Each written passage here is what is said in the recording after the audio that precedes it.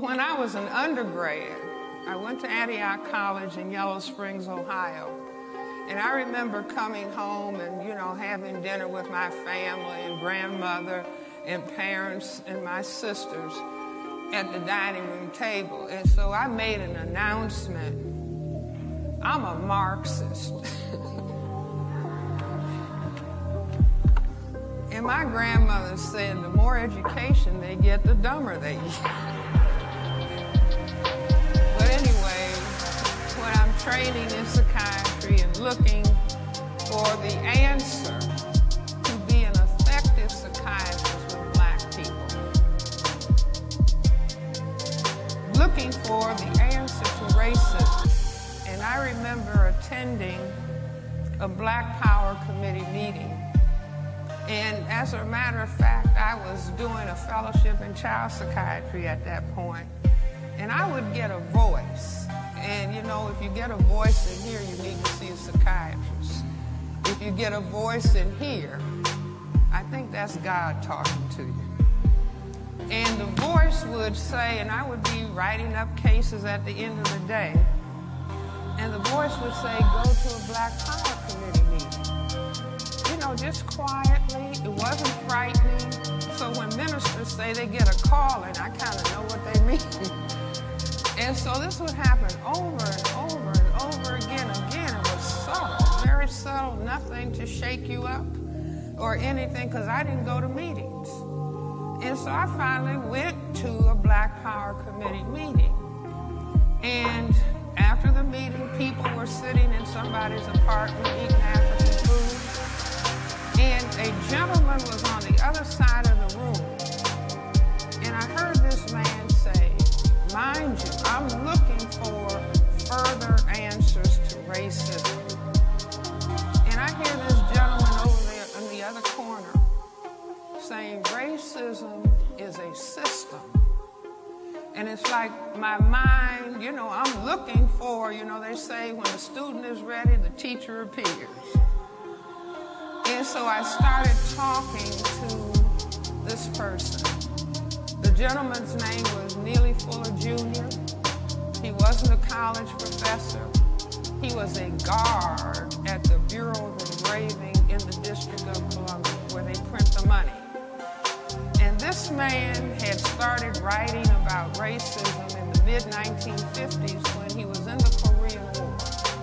And he said he was seated on his station was on a radar site up in the mountains in Japan. And he started thinking about racism and thinking about what was going on in this country, in this part of the world. And he said that the language of segregation and desegregation didn't make much sense on that mountaintop. And he started thinking that racism is a system. Now I want to repeat after me. Racism is a system. Now I consider this gentleman one of the most profound thinkers of any color in the 20th century. Remember, we started the 20th century with our great sociologist, historian, Dr. W.E.B. Du Bois. And Dr. Du Bois told us in his book, Souls of Black Folks, in 1903, that the problem of the 20th century is the question of the color line between the lighter and darker races of mankind. And then mid-century, Neely Fuller Jr. came along with his book, and I hope that everybody will get his book who doesn't have a copy. His phone number is 202-484-5461. But it is a profound statement, analysis of looking at racism as a total system structure that functions in all areas of people activity: economics, education, entertainment, labor, law, politics, religion, sex, and war, for the ultimate purpose of maintaining the persuasion of white power over a relative non-white powerlessness. So being a psychiatrist, and at that point, that's the mid-1970s, late 1960s. We would sit up in my apartment, and that was when, you're at an age you can sit up and debate till 3 or 4 o'clock in the morning and get up and go to work. That's not the case today. But I would listen to the discussion of Mr. Fuller. We had another colleague, Dr. Carl Hutchinson. He's deceased, Chicago physician.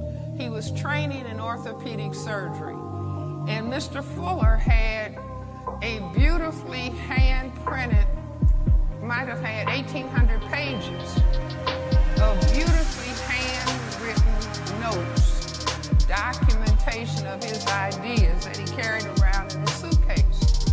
Dr. Carl Hutchinson said, I will type this manuscript in between surgical cases. And so he took the handwritten manuscript and typed it, and I spent the next 17 years saying, this has got to be printed, so, it's got to be published, and so by 1984, it was published. But I started raising the question. Psychiatrists always, old school psychiatrists, I say new school psychiatrists, are just supposed to, oh, you're depressed? Well, let me write a prescription. You see, oh, you're anxious? Let me write a prescription and goodbye. I'll see you next time for another 15 minutes. I'm old school. I see all my patients for 1 hour. I believe that you have to talk to people and understand and then help them understand so that they can graduate from the psychiatrist and go forward because they now understand reality in a different way.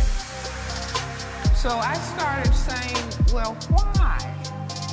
If indeed, and I say racism as a dynamic, racism as white supremacy has been the reality that black people all over this planet have faced for the last 500 years. There's never been a moment, there's never been a minute, there's never been a day, there's never been a week where we have not been confronted with racism, white supremacy as a system. Never a half a minute. So I said, well, why would such a system be developed? And Mr. Fuller used to say to me, Francis, it's not important why, just learn what the system is. But, the psychiatrist in me, I gotta understand why. See, that's where little children are brilliant. Little 2-year-old people, little 3-year-old people, they start saying, why? Why? And older people get annoyed, shut up. But don't ever tell a child. If a child is saying, why, mommy? Why, granny? Why? You may not know the answer. Just tell the child, I don't know the answer. But I'll try to find out for you. And if I don't find out and you study and learn, you'll find out. But the question why is what turns on the brain computer. The child is asking about cause and effect. And if you can begin to understand cause and effect, you begin to get a handle on dealing with reality. So I raised the question, well, why this reality of racism? As I said, my grandfather died in 1909. And he's talking about the problem of color. Dr. Du Bois talked about it in 1903.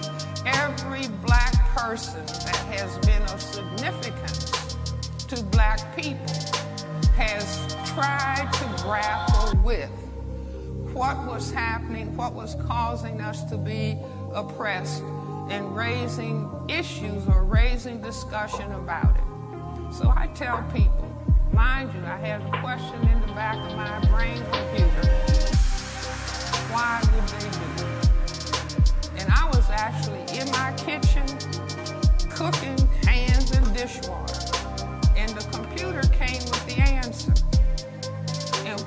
started thinking about was things that were said within the system.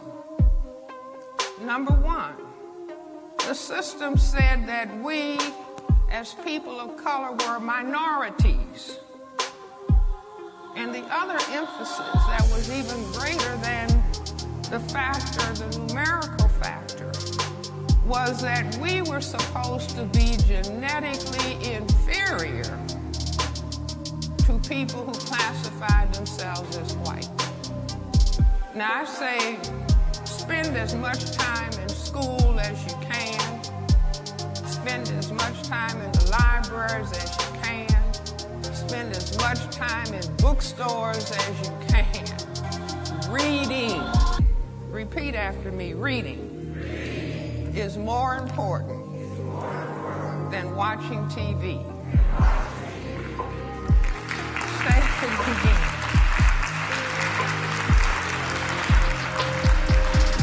Reading is more important than watching TV. See, everything is in books. Everything is in books. And I say beware of these little small things that you can hold in your hand, where you think you're getting as much information as if you're holding a book. Just beware. So with all of the reading and all of the going to school that I had done, I said, wait a minute. People of color on this planet are the overwhelming majority. Black, brown, red, and yellow people are 9/10 majority on this planet.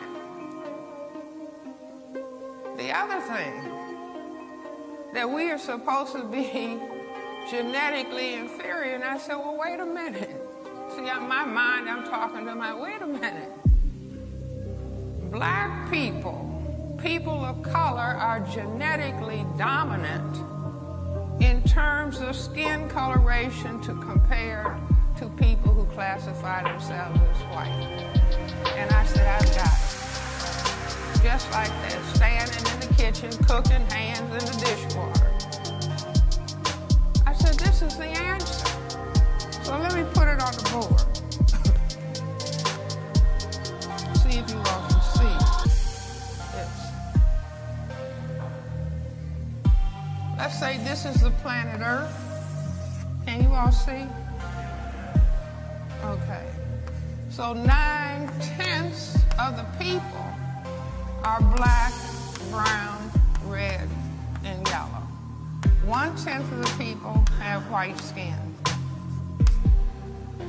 Instead of the people being genetically inferior, the people who can produce the black pigment melanin are genetically dominant. Now, if you don't know what I'm talking about, you haven't taken a course in genetics, just look at our president, Barack Obama. The president's mother is white. His father is black. Because the ability to produce that black pigment is dominant, and the inability is a recessive genetic trait. So black plus white could only produce black. Are you all with me? So I said, now what am I doing? Let's say that this is planet Earth and this is Europe. And this is 1492.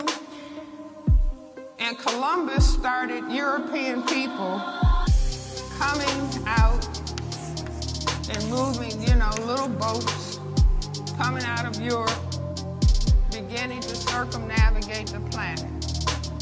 Every place these white gentlemen landed, they found colored people. Colored people everywhere.